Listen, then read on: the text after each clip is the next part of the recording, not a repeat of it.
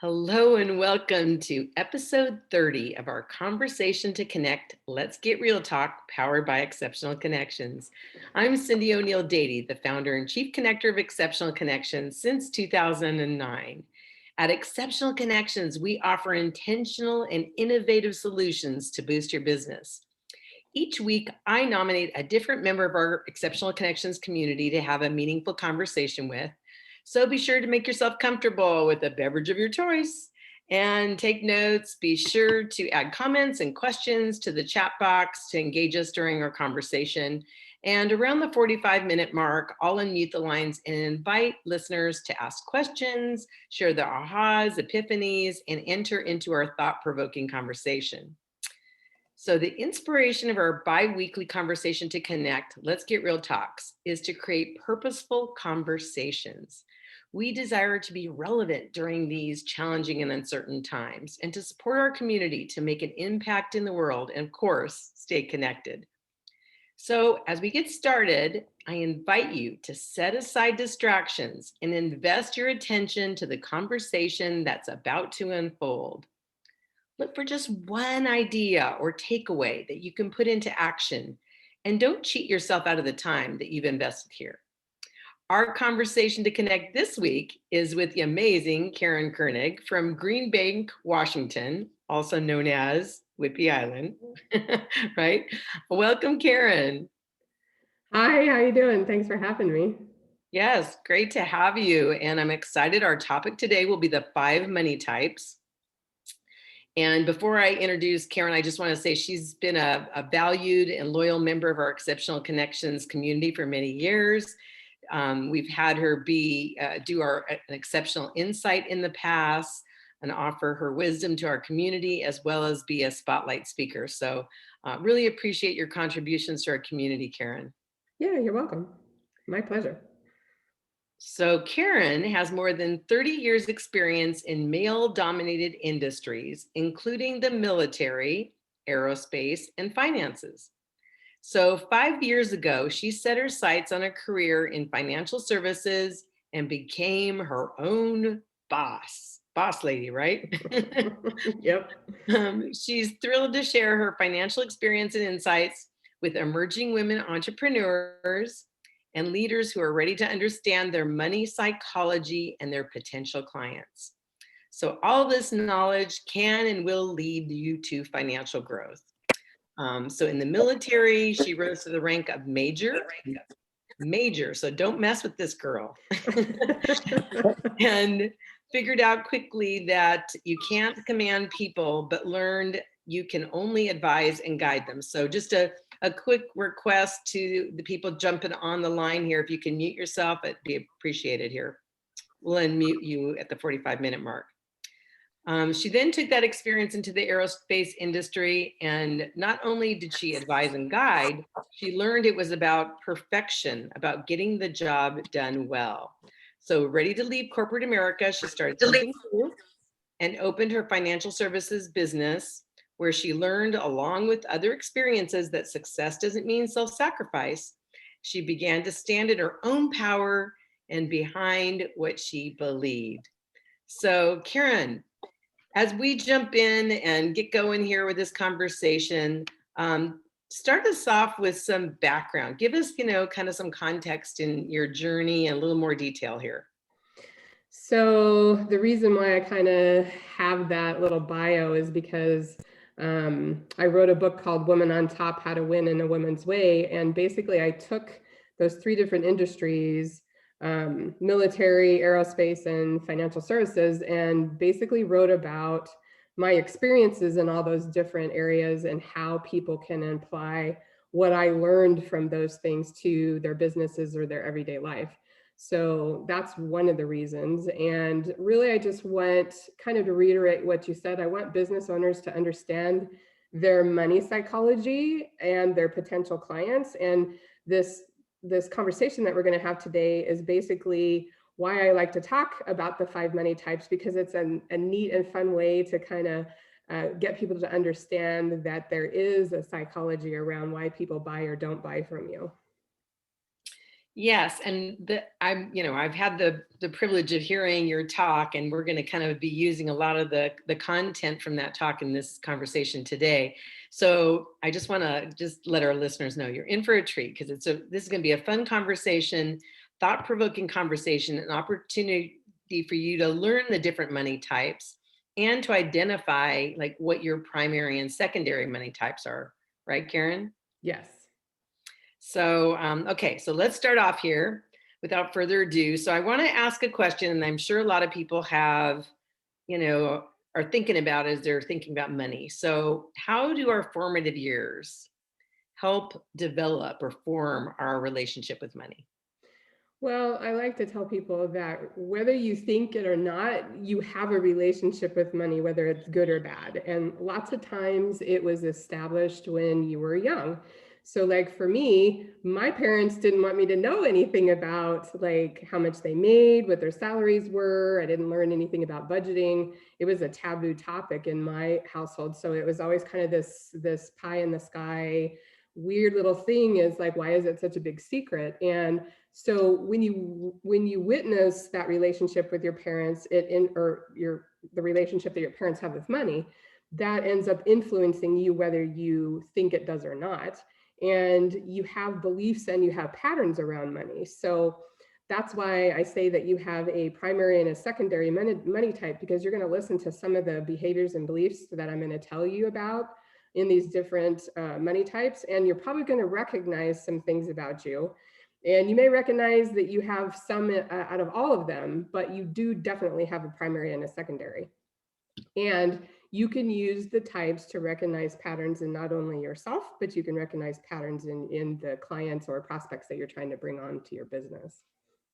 Wow, that's a great insight. So it's not only having that self-awareness, but also using that information to know who you're talking to so you can adjust your conversation. Because I know that, the disc format, for different different types. Chuck and I have talked about how, to be able to read other people and be able to speak to them in their language. So I never thought about it with money, but you're right. It's a great Yeah, it point. ties right into personality types, those types of things. And that's why, I have like these little avatars that make it super fun. So Well, let's get going here. So what are the 5 money types, or avatars as you call them? And go ahead. oh no, I'm just going to say, and make sure you give us all the details, because we I want will. to really, identify with them or mark them off and say, no, that doesn't apply. Right. Okay. So I'll tell you what the money types are, and then I'll kind of go into some key things about each one of them. So the first one is Spendthrift Sally. Some of the times you can kind of figure out what that money type is just by the name of it. The second one is Cheap Chip. So grab a pen and write these down. So Spendthrift Sally and Cheap Chip. Then the third one is Overgenerous Olivia, or Ollie, whatever, male or female. Right. Delusional Dan. And then Avoider Alice, or Avoider Al, Well, that's quite the group there. So what it is just so you know, there is behaviors and there's beliefs that people have around money, and dividing it up into these 5 different areas kind of hits all the different factors when it comes to money. So on Spendthrift Sally, one of their behaviors, and there's a few, but I don't want to go into too many, is because I do have a quiz that you can take to find out what you are. So later on in the conversation, we'll tell you how to get that quiz. But one of the first or primary behaviors of a Spendthrift Sally is they want to buy something, so they buy it, and they buy it right away. And another reason why they do that is because usually they're trying to fill an emotional need. So maybe they're depressed, maybe they're bored, or they're just trying to buy things because it's convenient. So I think I read that Amazon sales went way up during the pandemic. One of my friends, his wife made him track, and he spent $58,000 on Amazon purchases during COVID. So it's just the fact that it's super easy to do. So that's a behavior that you might notice of yourself. And then there's beliefs around a spendthrift Sally. So they always think that they can make more money. So I make more money, I can buy more things. But, or they think it's fun to shop and they spend money because it makes them feel good in the moment, or they're afraid of missing out. But really what ends up happening, those are the spendthrift Sallys or Sams are the ones that end up hiding these purchases from their spouses. And because they end up feeling really guilty for doing what they're doing. Interesting. Can I just interject here? So when I think of spendthrift, I think of somebody that's very frugal. And yet the description you have is it's more like of an impulsive buyer. Mm-hmm. That's Yep. interesting. Yeah, so it's more around impulsing, the fear of missing out. My friend bought that, so I need to buy that. My ex-mother-in-law's mother-in-law, she used to buy what my mother-in-law bought. So if my mother-in-law bought a new coat, grandma would buy one too. Or if grandma bought a new bra, she would buy one too. So it's that kind of thing. So kind of keeping up with the Joneses type Right. things. Funny. Then a behavior around a cheap chip, and I will have to tell you that I'm a professed cheap chip, is I'm a big price shopper. So I will go to 5 different stores just to get a deal. I have cut coupons. I spend a lot of time doing that. And the reason why is because I feel anxious sometimes about spending money. I love to have a lot of money in my savings account, and I don't like to spend a lot of money, even though I think I know that I need. And I spend less than I make. So that's some of the behaviors.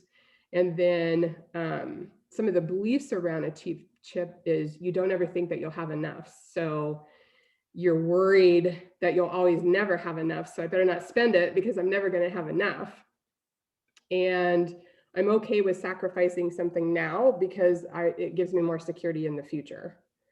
And it's scary to take on financial risks and potentially lose money. So what happens though is I'll take too long to decide on something, and sometimes I'll miss out on opportunities because I take too long. But I recognize that in myself now because I know that I'm a cheap chip. So when those behaviors and those beliefs start rolling around in my brain, I'm like, oh, Karen, you're acting like a cheap chip again. Maybe you need to understand the value around what you're wanting to purchase or something that you need for your business. So that's, really kind of the behaviors and beliefs around the cheap chip. Well, you just said something that's really, really important. You caught yourself, right? And you identified that the behavior that you were exhibiting was one of your avatars that become like, they're endearing, right? They have their foibles. They're kind of comical, but it's a part of yourself that you can laugh at too, I imagine. But I think awareness is key for anybody in any situation. When you're identifying, you can have compassion, you can have awareness. And so share with us just a teeny bit more about that, because I think that's such an important thing. Is we all identify our primary and secondary money types or avatars. The next step is, okay, that, you can have compassion, that you have those, you identify with those, you can kind of bristle at it, whatever. But the bottom line is, when you see yourself and you have those knee-jerk reactions to it, then what? So I'm sure we'll be talking about that, but I want to make sure we don't miss this opportunity to talk about the power of awareness. Yeah, so this is where, like in a business situation, it's going to be the person that hesitates to buy from you right away. They ask you if you have a rebate. They ask you if they'll sell something to you at a discount. And I do that. I ask ask for, if I'm dealing with a virtual assistant, hey, are you sure I have to pay you $250 a month? Can I pay you $200? I just ask for the deal to see what they'll say. So when you're going to close a deal with someone, if those are the types of things that they're saying to you, then you know that they're a cheap chip. It's not that they don't have the money. You immediately think as a business owner, it's because they don't have the money, but that is not it at all. They've got the money. They just want a deal. Yeah. It's kind of a game, because when you say that, I have to identify. My dad loved garage sales. Yeah. But the thing he loved about garage sales is the dickering. Yeah. He loved to be able to negotiate with people. You can't do that in a grocery store, right? No. Price is the price. But, like, hey, will you take $5 instead of $7?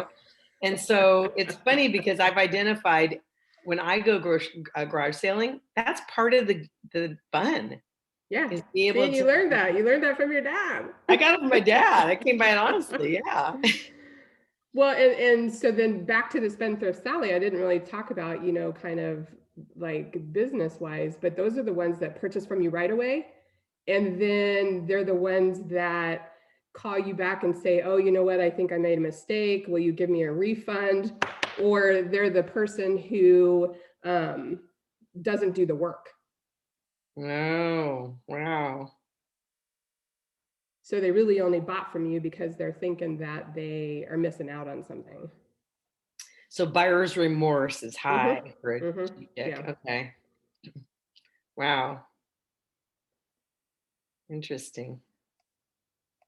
So then on the next one, which is the overgenerous Olivia or Ollie, the behaviors of them are, they often are the ones that charge way less than what they're worth. So they tend to give their time away for free. So I know some business owners that are like that. Even if they don't have money, they'll still pay for others. So those are the ones that when you go out to dinner with them, they say, hey, I'll get that, and you can get it next time. And then the next time you got to dinner with them, they get it again. When they give gifts, money isn't much of a consideration. So sometimes they overspend on things and they never really do anything for themselves. So their beliefs are, the reason why they do this is because donating money or time is an important part of who they are. So they also believe the more that they give, the more that they receive. And, if I'm content with giving less, then so others can have more. So that's kind of why they have that behaviors and beliefs. And I didn't tell you some of the people that have these, but an overgenerous Olivia is Oprah. But on her TV show, she used to give away prizes, and she used to give away, find this thing under your seat. And she's very huge into philanthropy, but she knows that she's an overgenerous Olivia, and she chose a career and a path so she could afford to do that. So that's the difference. Even though you may think this is bad to be an overgenerous Olivia, it's not necessarily a bad thing. Right. So any examples of cheap chick or yeah, so with a cheap chip, not chick. Chip. There's some really high profile people that are cheap chips, like Warren Buffett. He's a cheap chip. These four guys, they've all still drive like late 90s vehicles and early 2000 vehicles. Warren Buffett, he's worth 52 billion, but he still drives the same town car from 2000. Ingvar Kamprad, who's the guy from IKEA, he basically drives an old Volvo. You got Jim Walton, who started Walmart, but is no longer like the operating officer of that. But he drives like an old Dodge Dakota. And then you've got Steve Ballmer, who is part of Microsoft, that still drives an old Lincoln Continental. So they're cheap chips because they're like, it still works. Why would I buy another one? That's great. I love it. Yeah. Okay. So then the next one is Delusional Dan. And so Cheap Tip is my primary and Delusional Dan is my secondary. And so sometimes you can have complete opposites as your primary and secondary. So Delusional Dan, some of the behaviors and beliefs around them is behaviors are, they have big goals and dreams. So they're the ones that say, I'm going to make $1 million by X amount of time. They talk a lot about what they're going to accomplish. They may sometimes get distracted, and they've changed business directions multiple times. So sometimes you'll see Delusional Dans that they'll jump from a multi-level marketing company to another one because it's the next big thing. Some of the beliefs that Delusional Dans have is you have to fake it to make it. Anything's possible, showing vulnerability is a sign of weakness. And, sometimes they're the flashy people that, they have the nice car and the nice clothes, but they aren't necessarily making the money that go with it. And basically, one of the celebrities that was like that was Grant Cardone, who's the 10X guy. He actually started out, he was homeless and he was addicted to drugs, but he was a delusional Dan, and he had this drive to become something successful, and lo and behold, he did. I mean, yes, he still talks 10X, and I see him pop up on Clubhouse all the time, but he's made millions in real estate now. So he kind of, switched in a different direction. But the fact that he came out of being homeless and addicted to drugs to being this millionaire is so delusional, right? So in business, when you're talking to a delusional Dan, they'll say things like, yeah, I need this because this is going to help me make that $1 million. Or I got to do this because I'm going to buy, this thing at the store because it's going to make me successful. Those pair of shoes are going to be the ones that make me successful. So like some of the ladies in Exceptional Connection, they sell jewelry, or they sell, clothes. So a delusional Dan will be, or delusional Daisy will be one of those ones that buy those things all the time. Well, so they're justifying, basically. Yes. They'd be justifying what they're doing and saying they're justifying their purchases because they think that they need it, they deserve it, and this is what you should have. Oh, if I buy these earrings, the clients are going to think I'm really cool, and yeah, and they're going to buy actually help my business, right? Right, exactly. That's great. I love it. Okay, that leaves us to Avoider Alice. Tell us about her. Yep. So Avoider Alice, she is the one that kind of puts her head in the sand a little bit. So some of the behaviors that they exhibit are they don't want to do things that make them feel too uncomfortable. They lie to themselves about how bad things are. They pretend everything's fine. If it's emotionally painful, then I'm not gonna deal with it. I'm gonna do anything to escape it. So lots of times this will be a wife in a husband and wife situation where the husband does all the finances and the woman has no desire or doesn't want to understand what's going on. And believe it or not, I was talking to a gal who owned her own business. She had no idea how much money she made, and her husband did all the finances. It's like, how can you own your own business and not know how much money you're bringing in? Who's tracking that for you, So some beliefs for Avoider Alice's are they're a positive person, and any negativity should be avoided in my life. So that's one of those don't deal with things.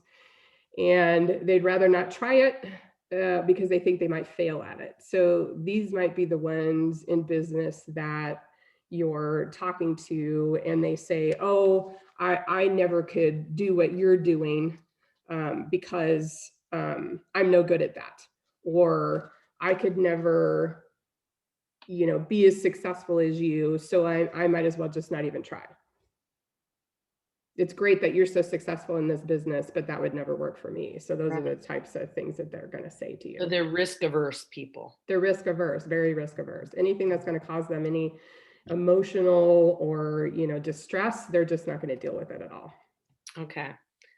So taking a step back from all of this, you have your 5 avatars, your 5 different money types, and we can identify different attributes to each of them, right? Positive and negative. I mean, there's for each of them, I see there's positive slants to it, right? Yeah, So yeah, you're there is. Yeah. more cautious for the, avoider Alice, and you don't jump into things. And but what does it all mean? So if you kind of chunk it down, it just know that it's not who you are. It doesn't define who you are. It's just patterns. So it's behaviors and beliefs that you've created around money, good or bad. Like you said, there's positive and negative traits to both of them. And ironically enough, opposites can attract. So that's why you'll find a husband and a wife married to each other, and they're both opposites when it comes to money. I used to be married to a spender, which causes me anxiety, and I'm a saver. So we were always butting heads about money. And had I known that I was a cheap chip and he was the overgenerous Olivia, I think I could have understood the situation better and diffused it instead of getting mad all the time that he was spending money. I could have understood why he was spending money. It's because it made him feel good. So, I could have done some things to help our marriage better in that area. And I think that's what the number one thing that I find when I come to advising couples is they're opposites. They're opposites in the money types. So a good thing is you want to understand each other, but you also need to avoid, a lot of people come out of this listening to these types of conversations and go, oh, I know exactly what my spouse is. And they'll run home and they'll go, you're an avoider, overgenerous Olivia. And they're like, what are you talking about? And they'll say, you're this, this, this, and this. And then you get in a fight because they're like, you don't know who I am. So that's why I like people to take the quiz, because then it's, it proves, what you are or what you're not. And then the clarity of knowing what your money type is, your primary and secondary, just helps you transform. So earlier, like I said, I know I'm a cheap chip. So when I find myself, trying to get someone to give me something for less than what it is, or try to, make them come down on the value of what they're giving me, I stop and realize, well, what is the value that it's bringing to me if I pay that price? And I turn it around. And then the delusional Dan thing, that's just a personality trait is the way I look at it. It's like, I like to, be and look like I'm successful. And I think that's where you get the attitude, fake it till you make it. Not that I'm spending more than I'm making, but it's like those are some of the traits that I have. Right. I always know that I'm going to do well and I'm going to land on my feet. And I just think that's, a good characteristic. Right. Well, so when you're mentioning like opposites attract, for couples, and it also balances, right? In many ways, balance each other out, because you don't want 2 spenders. That would be dangerous. No. Right? 2 savers wouldn't be bad, but it's just you don't accomplish a lot because you're holding on so tight. Right. It's interesting.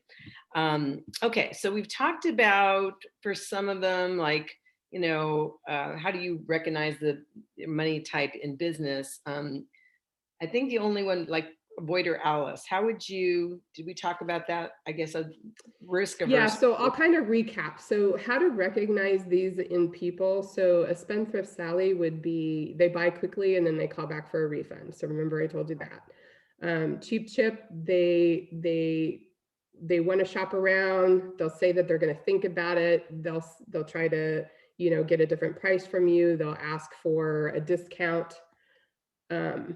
Overgenerous Olivia's, they'll buy for a friend but not for themselves. So sometimes this probably happens more in like a tangible type service where they'll buy. I had a friend like this. She bought me a very expensive watch to track when we were training for a half marathon. So she bought me a watch and herself a watch. So they'll buy for friends, but not necessarily for themselves. So she bought, they'll buy things for other people, even if they can't afford it. So it's like, why'd you buy me that watch? I can buy my own watch type thing. But they do it because it makes them feel good. Then Delusional Dans, they'll buy quickly and they'll do nothing. So those are the ones that they're going to buy from you, but then they don't do the work. So they're the ones that you end up spending more time with, trying to chase after them after the sale. Okay. And then the avoider Alice, they have no idea if they can even afford your services or not. So they'll say things like, well, I'm not sure that I can afford that. Or I'm not sure I have enough, cash on hand to be able to put that into, my business plan. Right. So that's the type of excuses that they're going to give you in business. Okay. Interesting. That's quite a mix there. But I like the way you've kind of framed it so we can identify and then, have compassion, know how to deal with that type of a client instead of like, well, being insulted that they, are asking for a discount. Right. Just say, okay, that's fine. It's a game, and well, and like, with Delusional Dan, they may buy quickly from you. So that's kind of like a spendthrift Sally. But what you'll find is in the conversation with them, you can say things like, so, hey, you jumped right into this, but I just want to make sure you're willing to do the work. And then if they balk on doing the work with you, then you know that they're a Delusional Dan. They're just buying it to buy it because, that's the type of person that they are. Right. Okay, so what are some quick tips for success you can offer with these different avatars? And okay, so you can apply these not only, for your personal, but also in your business. So a spendthrift Sally is you want to wait a day to buy. So you may see that thing on Amazon that you think you need to have, and instead of going on and buying it right then and there, stop and say, you know what, I'm going to come back tomorrow. I'm going to think about that purchase. And, then if tomorrow you still really want to purchase it, then go ahead and purchase it. But at least you've not done it out of just the, right then and there, saw it on QVC and I got to buy it type, mentality. Then the cheap chips, you're going to have to force yourself to buy. So like I said, when I recognize myself doing this, it's like, okay, I stop and think about the value. So I take it back to, okay, is that worth $599 because of the things? Am I going to get value out of that? Am I going to actually attend the classes? Am I going to do the work behind it? Because I'm one of those ones that'll purchase things and then say, I'll do it later. So I know better. So if I know I have the ability to go back and do it later, I won't do it later. So I tend to like to buy the things that I have to be in person live, and then I don't get the backup stuff to it. So force yourself to buy things. The overgenerous Olivia is you want to treat yourself to something. So they tend to treat others, take other people out, buy things for other people. You want to stop and actually treat yourself to something. So, spend a little bit of money and take yourself to a spa day. Go get your nails done instead of, buying a gift certificate for your friend to get their nails done. Delusional Dan, you basically need to take action because lots of times like I said, you'll purchase something and then not do anything with it or not do the work. So force yourself to take the action and to actually get something out of whatever that you're, buying. And then the avoider Alice's, you want to look at your money. So the fact that they put their head in the sand, they have somebody else tracking their money for them.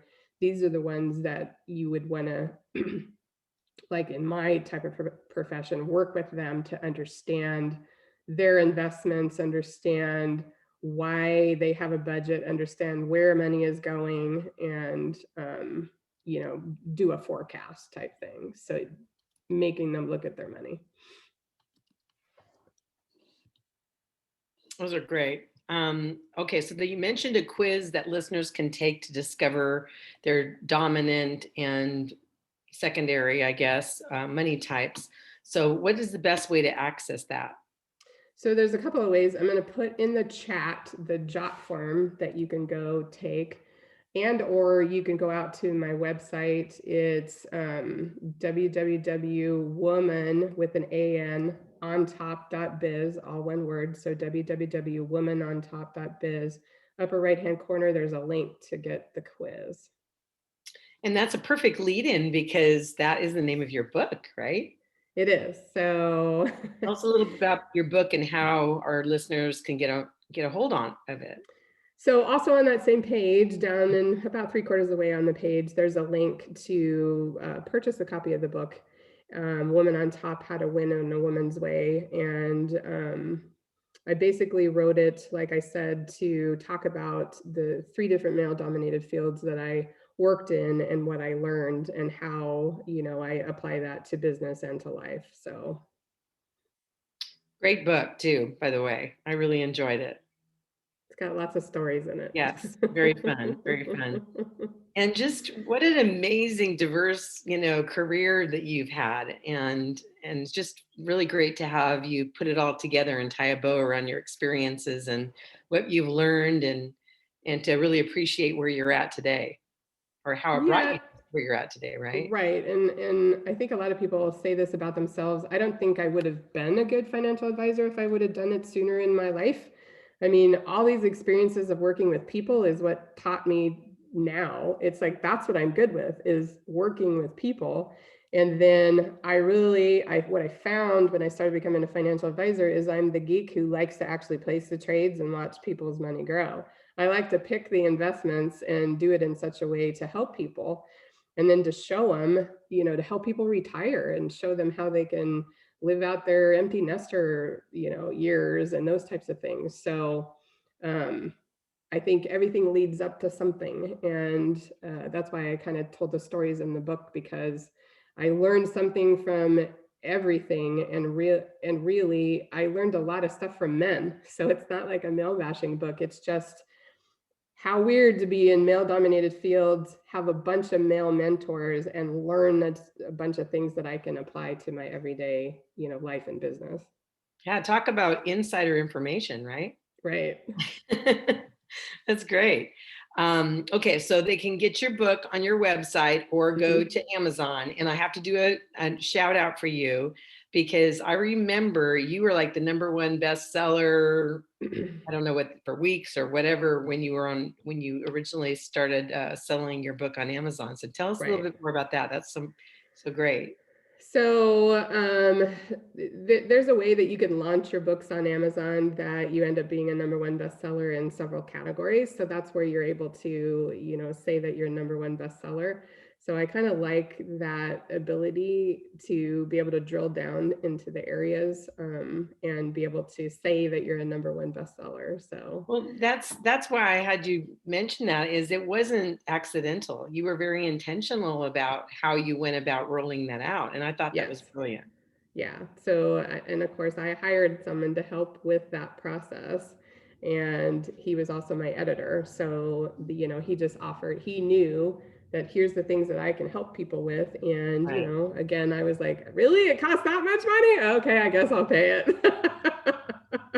To get the value, right? But To no, get that the was great. value because Yes. a lot of the reason one I wrote the book because I had a story to tell, but also it's to give an insight a little bit to me and then to help people kind of want to do business with me, so kind of Of lends a course. little bit of credibility. Yes. Yeah, that's the word I was just going to use because it does add credibility to all that you've been through, your experiences, and which you can then in turn be of value to your clients, right? Right. Through that. So, okay, well, you're just helping me so much here. So, what is the best way for our listeners to connect with you? So you can go to my website, again, the womanontop.biz, or you can email me at Karen at womanontop.biz. That's my email address, or you can call 425-610-7476. Also, if you go to the website, there's a link to get on my calendar. So if you do take the quiz, just hop on a quick free, takes about 45 minutes where I can analyze your particular money type, tell you a little bit of things about why you are what you are, and how it can help you in business. So we can drill down. Do what you do, right? Right, right. And help you drill down and learn how to, if you're not closing clients or keeping clients, then it might be because of your money type and not knowing how to talk to the people that you're encountering. Right. By the way, Karen spells her name Karen at womanontop.biz. So there we go. Kind of the traditional way of spelling. And then, before we open up the call to the listeners on the call today for Q&A, I just want to mention that, if you do take the quiz, it might be helpful to listen to this, the replay of this call today, to get some more insights on the particular avatar that, if you're dominant and secondary attributes. So, all right, so let's go ahead, and if anybody has any questions, just feel free to unmute yourself and ask away. This is a really great opportunity that we have Karen on the line, and the author, and to be able to answer questions. Okay, I have a question here. Little thing, Karen. I'm curious. When you have clients come in, do a lot of them take the quiz?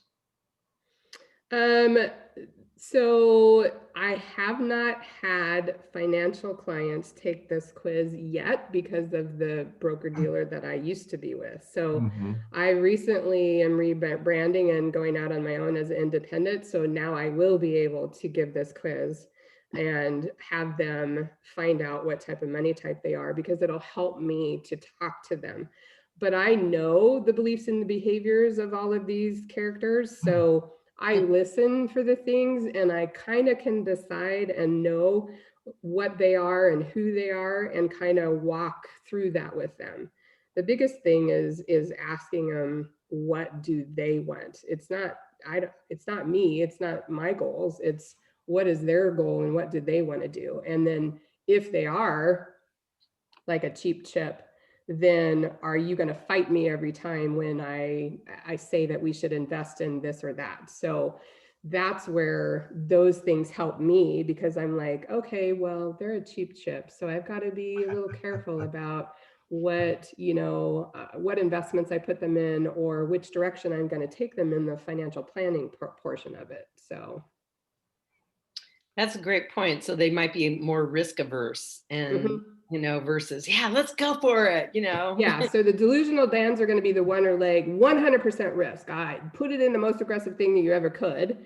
And the cheap chips are going to be the ones that are very conservative. They want to be kind of middle of the road, maybe make a little bit less on their investments because they're worried about what the market's doing. So, and then I have some other questions that I ask my clients, just to kind of understand. So, what is your gut reaction when the market falls 25%? How are you going to react to that? Because that really lets me know what type of investor I'm working with. Yeah. Oh yeah, I'm cool with it. Just so I'm making money at the end of the year, right? Right. And we so like the roller coaster. And that's where I've had to call a couple of clients out on it, where they answered, a question where it told me that they were open, and if the market went down, they would expect a phone call from me because that's the best time to buy. Well, when it came right down to it and the market did drop 34% last March, they were the ones that called me up and said, I want to go to cash. And I'm like, wait a minute, let's go look at your questionnaire that you filled out. You told me that that you were very aggressive in your risk. So did you lie on the questionnaire, or, did you change your mind, So then they're like, when you catch them in that, they're like, oh yeah, you're right. I guess it was just an emotional thing. So a lot of it is emotional reactions too. Well, money is a big trigger. Yeah. Well, Karen, one thing I'm liking about this is that you're rebranding yourself, which I like, and that now you're not tied to an organization's strategies, because now you have your own, right? That you can give out. So that's really, I think that's great. I like that idea. I just think it's going to help, really dig down into the financial planning and helping people and be able to give them a bigger, wider range of investments, because I've kind of feel like I've missed out on a section of the market because previous company doesn't they didn't allow us to get into cryptocurrencies. And I think there's a place for cryptocurrencies. So, Yeah, definitely these Very days. good. mhm. People are more open to it than they were. Well, and I think that if you really read about it, cryptocurrency is the wave of the future. There's going to be a point where we're not dealing in dollars anymore. We're not dealing with credit cards anymore. You're going to be dealing in crypto because there's a whole different portion. It's really the backbone behind the crypto that people really need to understand. Well, it's a different foundation for our monetary system going Mhm. forward that's being established. And my husband's been looking into it for years, and he tends to be an early adapter. And so he's been talking about it and investing in it, and people thought he was crazy. And now my sons, our sons-in-laws are getting Right. into it. It's a little more hip and cool, but you do look at it like the bell curve, right? Mhm. Who Yeah. the early adapters are, who jumps in when everybody else does, and who hangs in there till the end. But the biggest thing behind cryptocurrency is blockchain technology, and their blockchain technology is being used by the supply system right now. So if you really start reading about it, it's the blockchain portion of it that is the wave of the future. Yes, that's sustainable. And that's what Mhm. I've heard my husband talk about is, that's what he looks at is, oh, Microsoft is adapting it. Oh, these big guys are using Mhm. it as their platform. And that's the sustainability piece of it, right? Right. Who's going to ongoingly be using this? And so it's a fascinating conversation. Just the financial climate is changing so much. It And is. I just love that you've been, with the big dogs, right? The big dog companies, to be unnamed, and that you're, able to, the things that you've learned from those opportunities. We all learn things from Mhm. opportunities that we've been a part of. You can still glean those and offer those to your clients, but you have the flexibility now, um, going under your own brand. Can we name the brand? Can we talk about that?